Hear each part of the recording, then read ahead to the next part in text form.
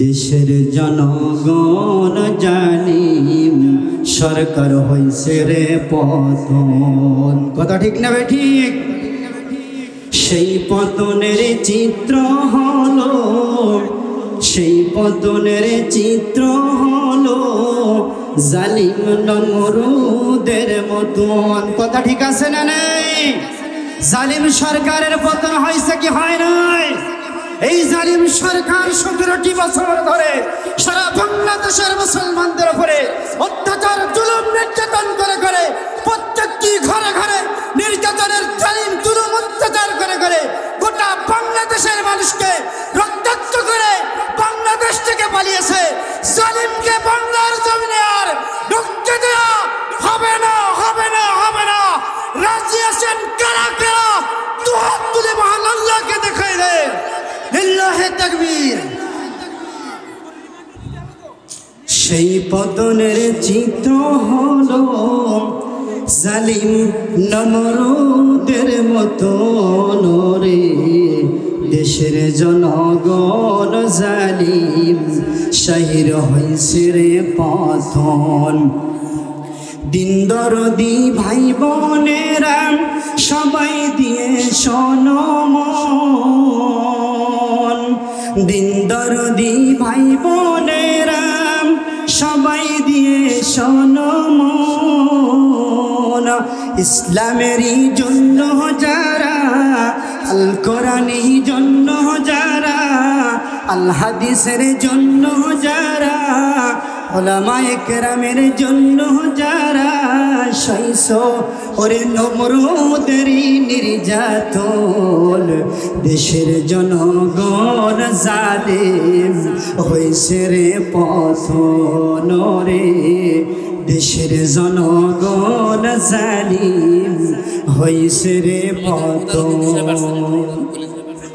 আলহামদুলিল্লাহ, পবিত্র কোরআন থেকে একটি আয়াত তেলাওয়াত করেছি। মহান আল্লাহ তাআলা আয়াতের মধ্যে বলছেন, ওয়াল্লাযীনা আমানু ওয়া আমিলুস সালিহাত উলাইকা আসহাবুল জান্নাতি হুম ফিহা খালিদুন। যারা ঈমান আনবে, কি আনবে? ঈমান আনবে। ঈমান আনলে মুসিবত আছে না নাই? অত্যাচার আছে না নাই? জুলুম আছে না নাই? নির্যাতনের স্টিমরোলার আছে না নাই? তাই বলে মুসলমান কি ভয় পায়? আল্লামা সাঈদী ভয় করে নাই, আল্লামা মামুনুল হক ভয় করে নাই, মুফতি আমির হামজা ভয় করে নাই, হাজার হাজার উলামায়ে কেরাম ভয় করে নাই, প্রত্যেকটি বাংলার তাওহীদি মুসলমানরা ভয় করে নাই। সুতরাং ঈমান আনবো, ঈমানের পথে থাকবো, জালেমের জুলুম অত্যাচারের পরোয়া করবো না। রাজি আছেন না নাই? কোরআনে কারীমে রব্বুল আলামিন বলেন, ওয়াল্লাযীনা আমানু ওয়া আমিলুস সালিহাতি উলাইকা আসহাবুল জান্নাতি হুম ফিহা খালিদুন। জোরে বলুন আল্লাহু আকবার। 2 নম্বর সূরা, সূরাটির নাম সূরাতুল বাকারা। 82 নম্বর আয়াতে রব্বুল আলামিন বলেন, যারা ঈমান আনবে আর ভালো কাজ করবে, যারা বিশ্বাস করবে আর যারা ভালো কাজ করবে, আমার আল্লাহ তাদের জন্য রেখেছে আল্লাহর জান্নাত। জোরে বলুন সুবহানাল্লাহ। সেই জান্নাতে কতদিন থাকবে, কত মাস থাকবে, কত বছর থাকবে? আল্লাহ পাক বলেন, হুম ফিহা খালিদুন।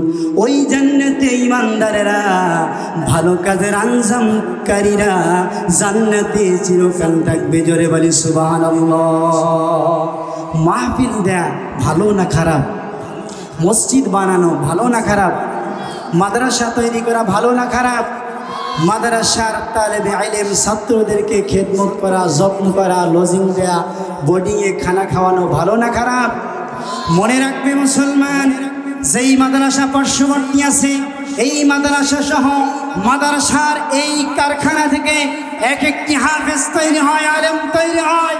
মনে রাখবে মুসলমান, আপনার খেদমত আপনার সহযোগিতা, আপনার সাপোর্ট, আপনার সমর্থন বৃথা যেতে পারে না। যতই সমর্থন করবেন মাদ্রাসা তৈরি হবে আল্লামা মামুনুল হক। কথা ঠিক না বেঠিক? মাদ্রাসাতে তৈরি হবে আল্লামা সাইদি, মাদ্রাসাতে তৈরি হবে আল্লামা শফি, মাদ্রাসা থেকে তৈরি হবে মুফতি আমির হামজা, সুতরাং মুফতি আমির হামজা, আল্লামা মামুনুল হক, হাজার হাজার আলেমদের তৈরি করা দরকার আছে না নাই? সম্মানিত ভাইরা, আমরা চেষ্টা করব ভালো কাজ করার। কোরআনে কারিমে রব্বুল আলামিন তাই বলছেন, যারা ভালো কাজ করবে আর ঈমান আনবে তাদের জন্য রেখেছে আল্লাহর জান্নাত।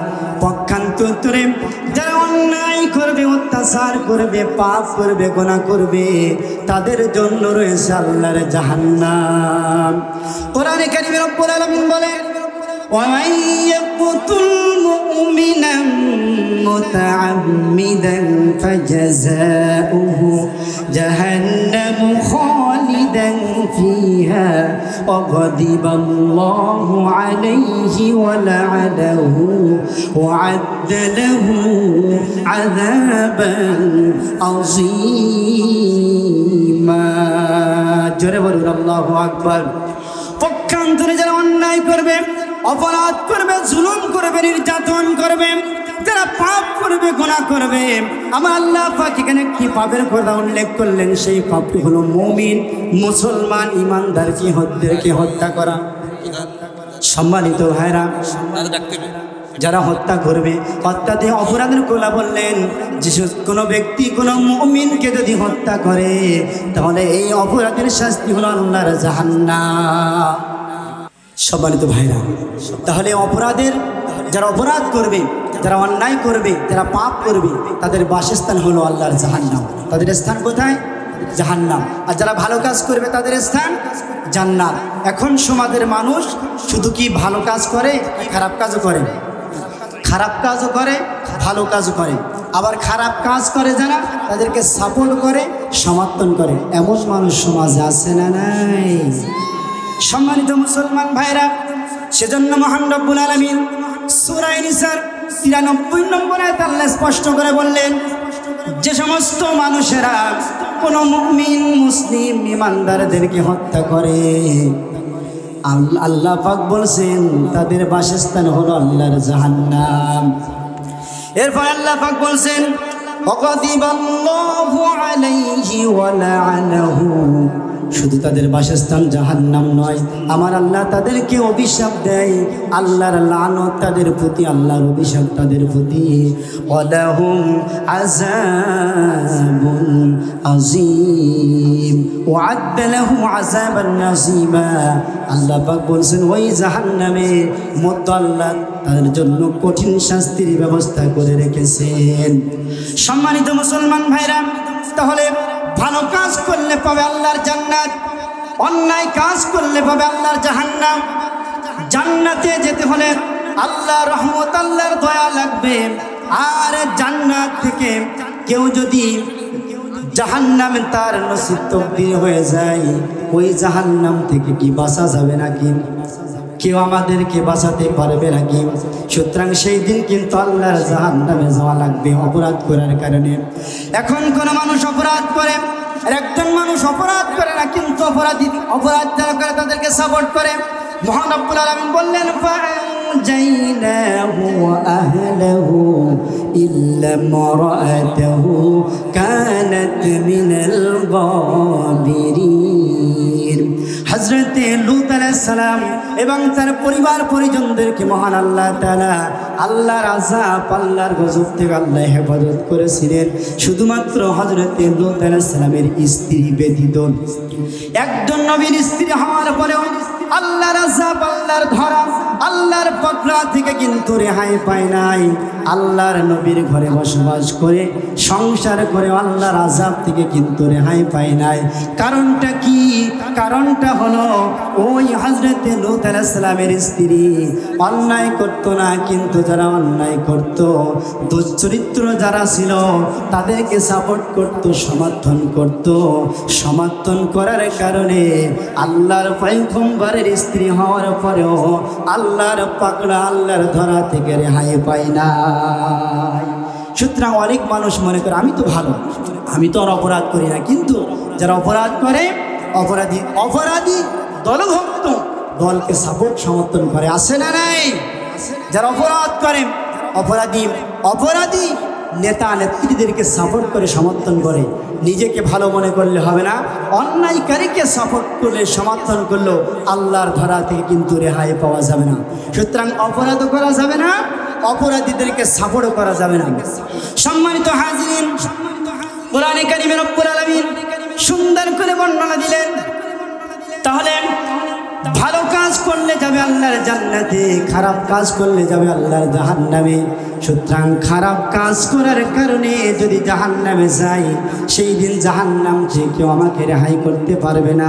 এখন আল্লাহ তাআলা মুমিন ব্যক্তিকে হত্যা করলে, ইমানদার মুসলমানদেরকে হত্যা করলে চিরস্থায়ী জাহান্নাম তার তকদির হয়ে যাবে। তাকে যা চিরস্থায়ী জাহান্নামে যেতে হবে, জাহান্নামে যাওয়া লাগবে।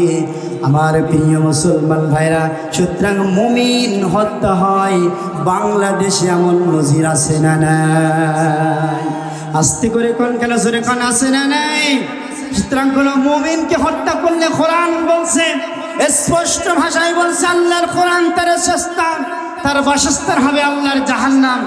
আমার দেশে মুমিন মুসলমান এক নয়, দুই নয়, শত নয়, হাজারো লক্ষ লক্ষ মুমিনকে হত্যা করা হয়েছে। হাজার হাজার লক্ষ লক্ষ ইমানদার মুসলমানদেরকে হত্যা করা হয়েছে। ইসলামী আন্দোলনের সিপাহসালারদেরকে বাংলার জমিনে হত্যা করা হয়েছে বিনা অপরাধে। কথা বলেন ঠিক না ঠিক? আমার বাংলাদেশে লক্ষ লক্ষ ইমানদারদেরকে হত্যা করা হয়েছে।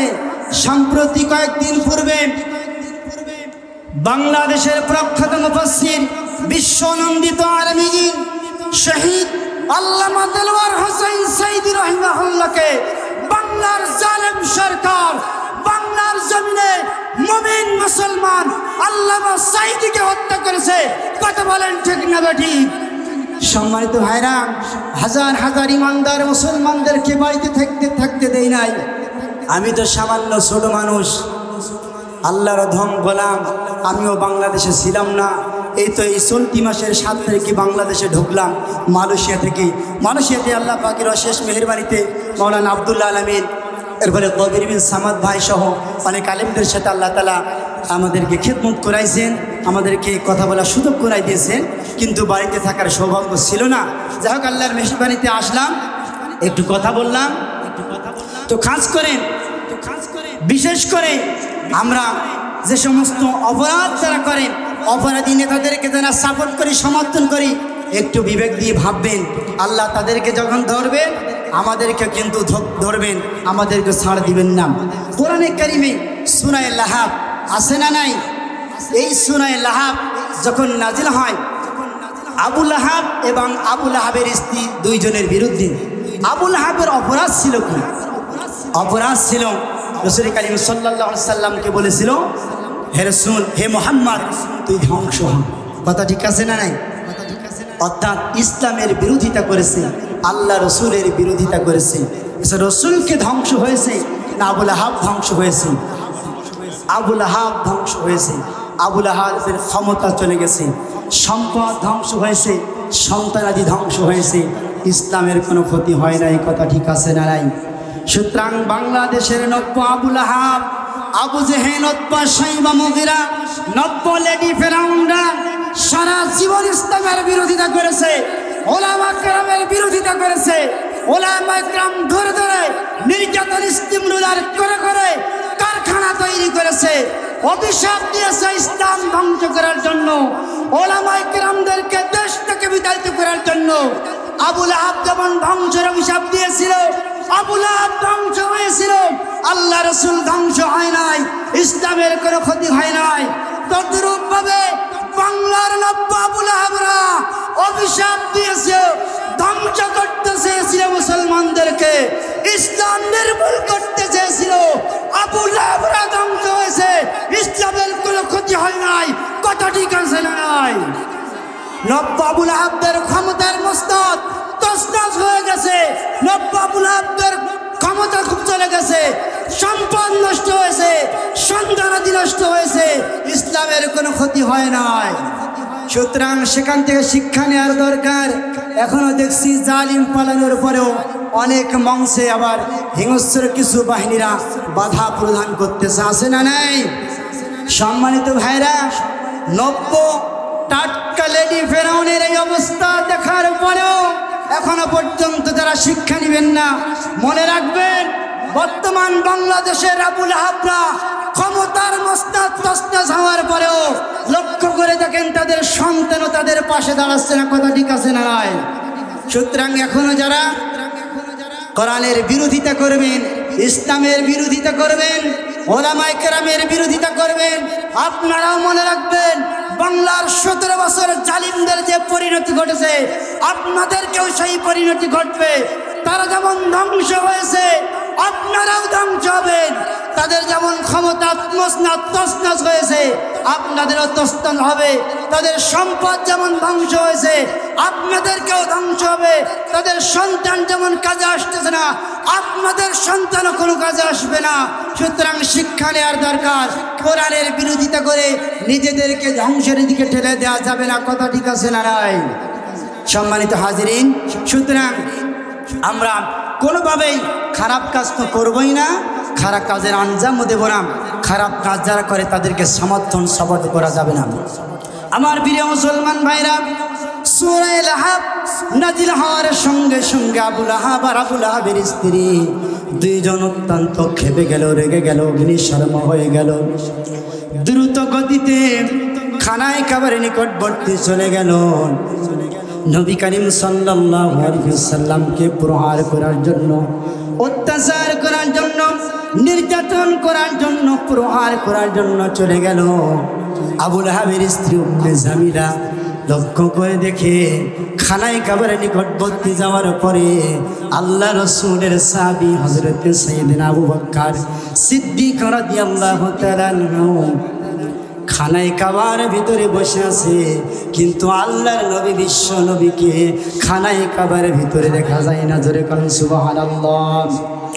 কোরআনে কারিমে রব্বুল আলামিন বলেন, وَإِذَا قَرَأْتَ الْقُرْآنَ جَعَلْنَا بَيْنَكَ وَبَيْنَ الَّذِينَ لَا يُؤْمِنُونَ بِالْآخِرَةِ حِجَابًا مَسْتُورًا।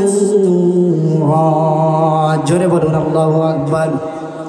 কোরআনে কারিমে রব্বুল আলামিন বলেন 17 নম্বর সূরা, সূরাটি নাম সূরাতু বনী ইসরাঈল, 45 নম্বর আয়াত আল্লাহ পাক বলেন, হে রাসূল আপনি যখন কোরআনে কারীম তেলাওয়াত করেন ওই সময় আপনার আর কাফের বেঈমানদের মাঝে আমি আল্লাহ পর্দা দিয়ে দেই, আড়াল করে দেই, প্রাচীর দিয়ে দেই, যাতে করে কাফের বেঈমানেরা আপনি রাসূলকে তারা দেখতে পায় না। জোরে কোন সুবহানাল্লাহ।